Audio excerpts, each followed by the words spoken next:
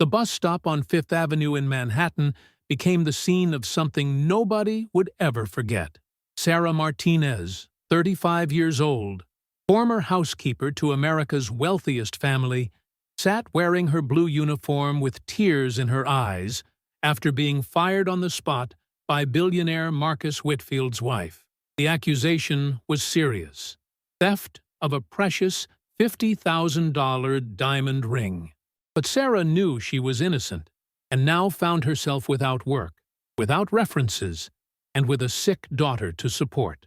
As she waited for the bus that would take her back to Queens, she didn't know that just a few feet away, Marcus Whitfield was watching her from behind the tinted windows of his Bentley. The businessman had heard the entire argument at home and had seen something his wife hadn't noticed. When Sarah stood up to board the bus, Marcus made the most surprising decision of his life. He got out of the car, walked over to the bus stop, and spoke the words that would change everything. "Sarah, wait, you're not getting on that bus." What happened next revealed a shocking truth that nobody expected. The Whitfield mansion in the Upper East Side of Manhattan breathed the rarefied atmosphere of power and money when that September morning everything changed for Sarah Martinez. 35 years old, single mother of an 8-year-old girl with a rare genetic disease, Sarah had worked as a housekeeper for the Whitfield family for 3 years with absolute dedication. Marcus Whitfield, 50 years old with an estimated fortune of $1.2 billion, had built a real estate empire starting from nothing. His wife, Victoria, 42 and a former fashion model, managed the house with an iron fist, demanding absolute perfection from all domestic staff. Sarah had arrived at that house when her daughter Emma received the devastating diagnosis: spinal muscular atrophy, a degenerative disease requiring constant and expensive care. The job with the Whitfields guaranteed her a salary sufficient for therapies, and especially the private health insurance that covered Emma's experimental treatments. That morning, Sarah was tidying the master bedroom when Victoria burst in like a fury.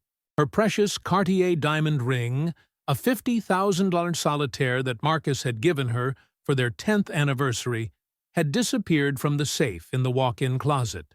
Victoria immediately accused Sarah. Only she had access to that room. Only she knew the combination to the safe. Only she had reason to steal to pay for her sick daughter's treatments. Sarah protested her innocence with tears in her eyes, swearing she had never touched that ring, but Victoria was unmovable. The lady of the house immediately called the police, but when they arrived, they found no concrete evidence of theft. The ring had simply vanished, and there were no signs of break-in. However, Victoria fired Sarah on the spot, without notice, without severance, with the damning accusation that would make finding another job impossible. Sarah found herself on the street with her bag and blue uniform still on, devastated not only for losing her job, but for the unjust accusation weighing on her reputation. Without that salary, Emma would no longer be able to afford the therapies. It was a nightmare from which she didn't know how to wake up. Marcus had witnessed the scene from his home office, hearing his wife's screams and Sarah's desperate protests. He knew the housekeeper well, an honest, hard-working woman who had never given the slightest problem. Moreover, he had noticed something that his wife, blinded by rage, hadn't seen. The night before, during a dinner with friends, Victoria had drunk more than usual.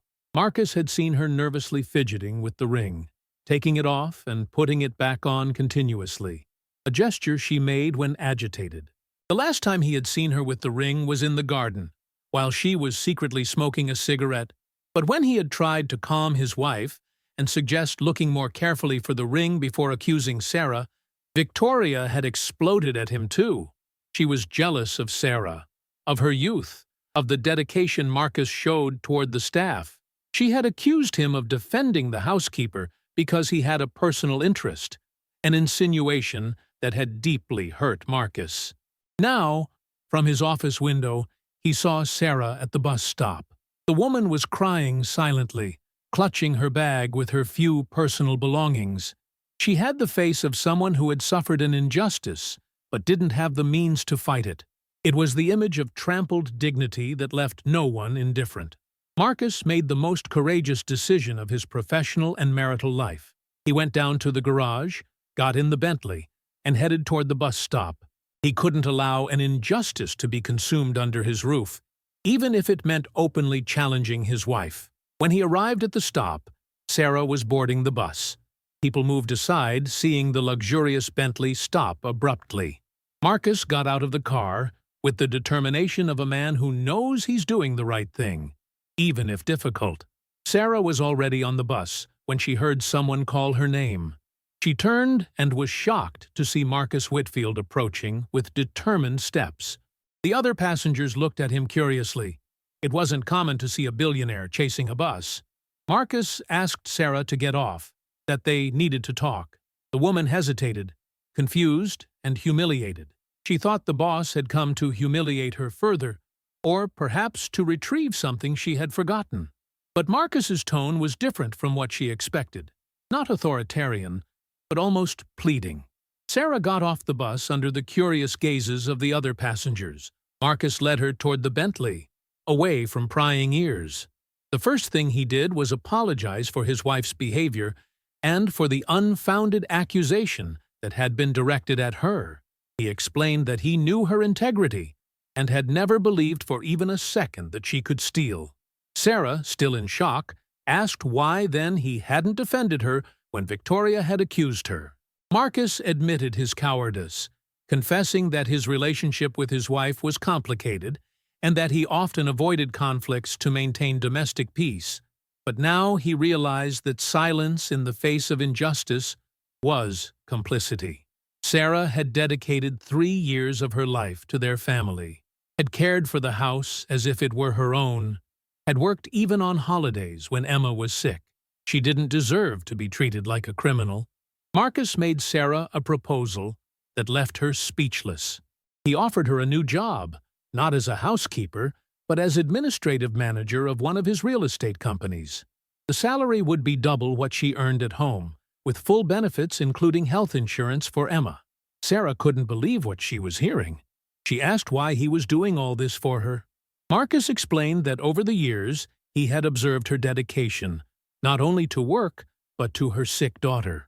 He had seen how she got up at 5 in the morning to do Emma's therapies before going to work, how she gave up vacations to not lose days of pay.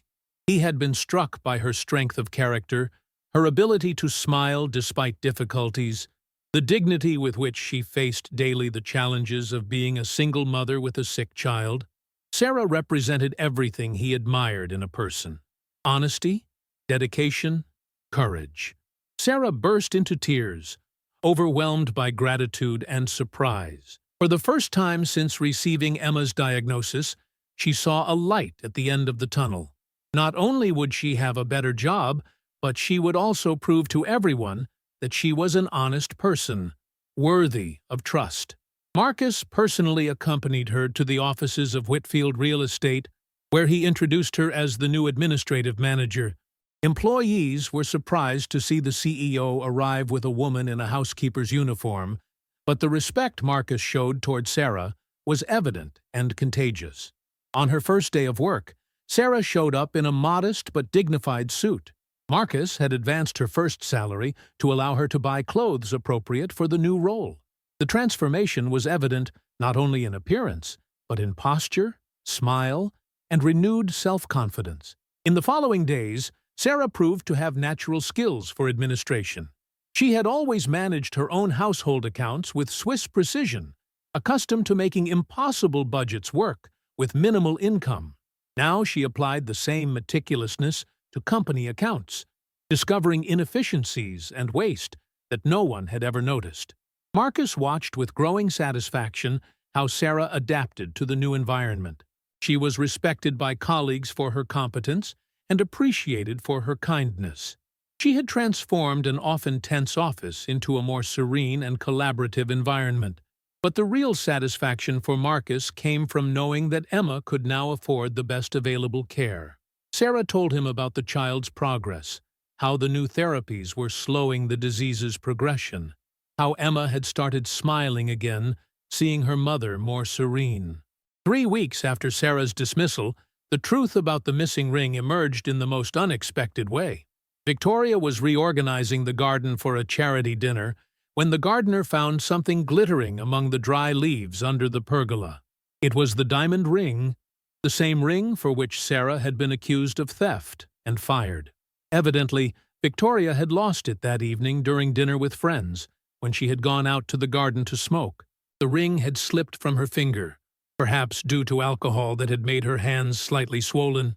Victoria stood petrified, looking at the ring in her hand. She realized the enormity of what she had done. She had unjustly accused an honest woman, fired her, ruined her reputation, all because of her impulsiveness and prejudices. The weight of guilt began to crush her. For days, she couldn't sleep, tormented by remorse and shame. Marcus noticed the change in his wife's mood, and when he asked what was happening, she burst into tears and confessed everything. Marcus listened in silence, feeling anger at the injustice suffered by Sarah and sadness at realizing how little he knew the woman he had married. Victoria had shown a side of her character he had never seen before: cruel, prejudiced, classist. The Whitfield marriage, already in crisis for some time, definitively entered a phase of breakdown. Marcus realized that fundamental values, honesty, justice, respect for others, were not shared by his wife. Victoria demanded that he call Sarah back and offer her the old job, but Marcus categorically refused. Sarah now had dignity and a better future. The months that followed saw a complete transformation in everyone's lives. Sarah had settled perfectly into her new role, demonstrating skills that went far beyond administration. Marcus had begun involving her in strategic decisions, recognizing in her an extraordinary practical intelligence. Emma, Sarah's daughter, was responding magnificently to the new therapies. The child had regained weight, her mood had improved notably, and doctors were optimistic about her progress. Sarah could finally afford not only the best treatments, but also small luxuries for her daughter. The most significant change was in Sarah's regained dignity. She no longer felt like a supplicant, but a respected professional who had proven her worth in the field. Company employees turned to her not only for administrative matters, but for advice and mediation. The marriage with Victoria was crumbling irreversibly. The wife had never gotten over the humiliation of being exposed as a liar and unjust. She had started drinking more, frequenting superficial friendships, spending huge sums on compulsive shopping. One evening, working late on an important project, Marcus and Sarah found themselves alone in the building. For the first time, conversation drifted toward personal topics. Sarah talked about her youthful dreams. Enjoying the story? Give it a little like, and don't forget to subscribe. Now then, let's carry on. Marcus shared frustrations with a marriage that had revealed itself to be a facade. Nothing inappropriate happened that evening, but both realized there was something more than professional respect between them. There was mutual understanding, a harmony that went beyond social conventions.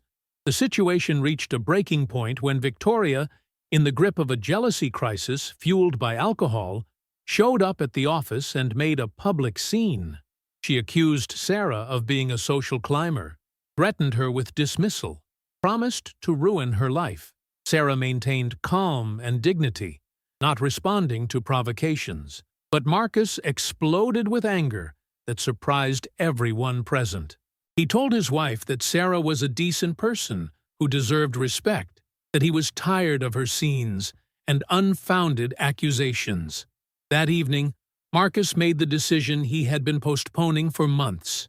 He asked for separation, not for Sarah, but because the marriage had been over for a long time and continuing to pretend was destroying them both. Marcus's separation was an earthquake that shook all the circles he frequented. Gossip magazines went wild, inventing stories of betrayal and scandals. Sarah's name was inevitably dragged through the mud, described as the housekeeper who had destroyed a billionaire marriage.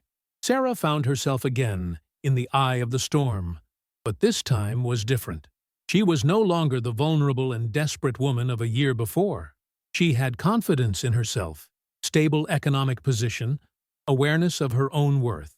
She faced gossip with dignity, continuing to work without giving explanations to anyone. Company colleagues, who had learned to know and respect Sarah, supported her during that difficult period. They knew she was an honest and upright person, that her relationship with Marcus had always been professional, that the accusations were unfounded. Marcus moved to an apartment in downtown Manhattan, continuing to manage the company but avoiding social events and interviews. He wanted the dust to settle before making any decisions about his personal future. He knew every move would be scrutinized and interpreted. Sarah, for her part, was facing a personal dilemma. Feelings for Marcus had grown over time, but the situation was complicated. She didn't want to be seen as the woman who had taken advantage of her boss's generosity to set herself up. Didn't want Emma to grow up with the weight of social judgment. The child, unaware of adult tensions, was living the happiest period of her life. The treatments were working. She had made new friends at school, had a serene and confident mother. Sarah didn't want to risk this serenity for a love that perhaps was impossible. It was Emma herself, with childhood innocence, who made Sarah understand that happiness shouldn't be sacrificed for fear of others' judgment. One evening, seeing her mother particularly thoughtful, the child asked if she was sad because Mr. Marcus didn't come home for work anymore. Sarah explained that she now only saw Marcus at the office. Emma observed that she liked when Mr. Marcus came to visit them because he made Mommy laugh and always brought good treats. She innocently asked why they couldn't be friends outside of work too. That conversation made Sarah reflect on what was truly important in life. She had spent years sacrificing everything for Emma, but perhaps now was the time to think about her own happiness too. Not out of selfishness, but because a serene and fulfilled mother was the best gift she could give her daughter. The turning point came during a year-end company dinner. Sarah had organized the event with her usual precision, but had decided not to attend to avoid gossip. Marcus, however, went to her house and convinced her to come, saying it was right that she receive the compliments she deserved for excellent work. During the evening, Sarah shone with her own light. Clients and business partners treated her with genuine respect, recognizing her skills and professionalism. She was no longer the ex-housekeeper to gossip about, but a respected manager who had contributed to the company's success. At the end of the evening, Marcus asked Sarah to speak privately. He told her he had waited months to tell her what he felt, wanting to respect the timing of his divorce and her reputation. But now he could no longer remain silent. He was in love with her, admired everything about her, wanted to build a future together. Sarah confessed to reciprocating his feelings, but expressed her concerns about people's judgments, social differences, the impact on Emma. Marcus replied that the only thing that mattered was that they loved and respected each other, that everything else were just surmountable obstacles. He proposed she take time to think, without pressure. If she decided to attempt a relationship with him, he would support her in everything. If she preferred to maintain only the professional relationship, he would respect her choice, and they would never speak of it again. Sarah asked for a week to decide.